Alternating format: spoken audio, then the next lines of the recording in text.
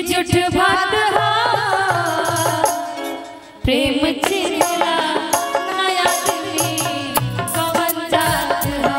प्रेम चिरला नया दिली कवन जात प्रेम नाच के नीराओ प्रेम नाच के नीराओ कि झूठ बात हा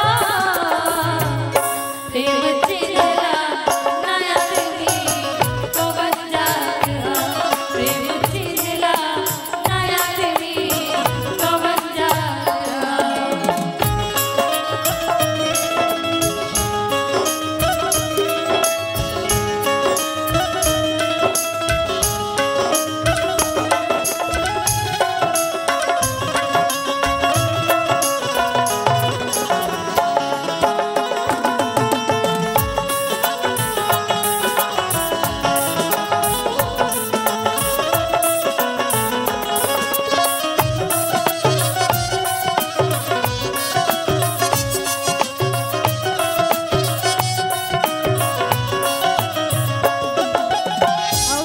प्रेम के इतना सुंदर अर्थ बा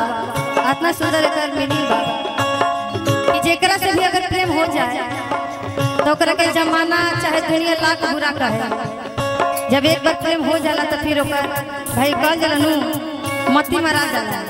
दुनिया का कहेला समाज का कहेला लोग ओकरा पर ध्यान ना देवेला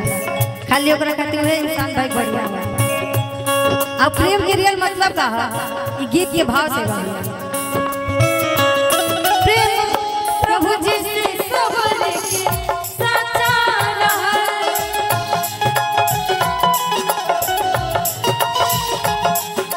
प्रेम प्रभु जी से सबर के साचा रहा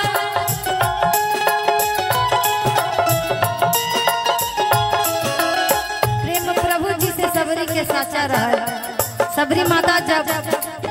इतना छोटा जात होने के बावजूद भी राम जी उनका में जात ना देखे उनकर प्रेम देखे उनकर स्नेह देखे उनकर भक्ति देखे तो ये गीत के भाव बा प्रेम प्रभु जी से सबर के साचा रहा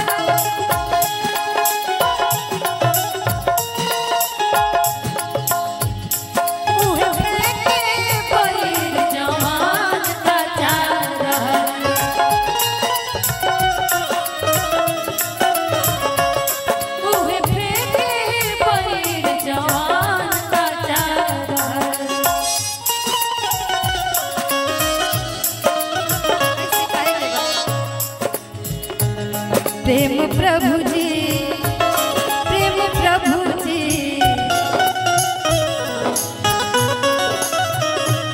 प्रेम प्रभु जी के देहल सौगात हा प्रेम प्रभु जी के देहल सौगात हा प्रेम नाच के नीराओ प्रेम नाच के नीराओ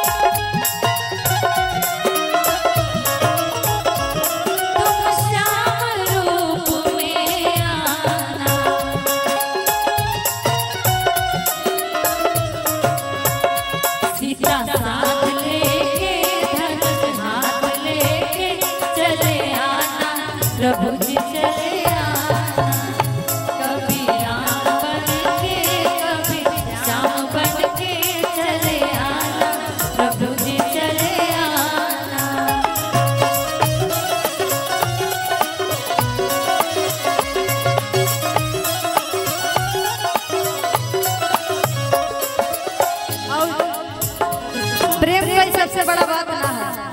प्रेम कइला के बाद जेकर निभा जाता वही सबसे बड़ा बात। आजकल के नौजवान जैसे प्रेम करता है ये सब के प्रेम ना कर।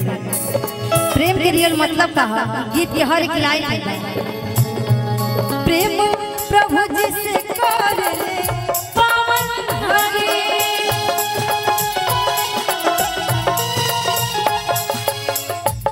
प्रेम प्रभु जी से करे पावन हरि।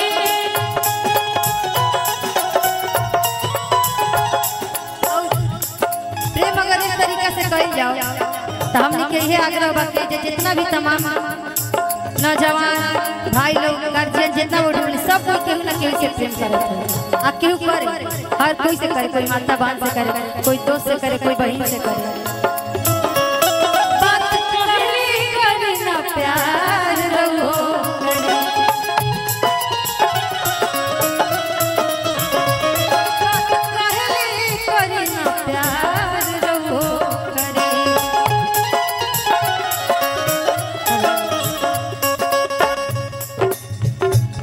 प्रेम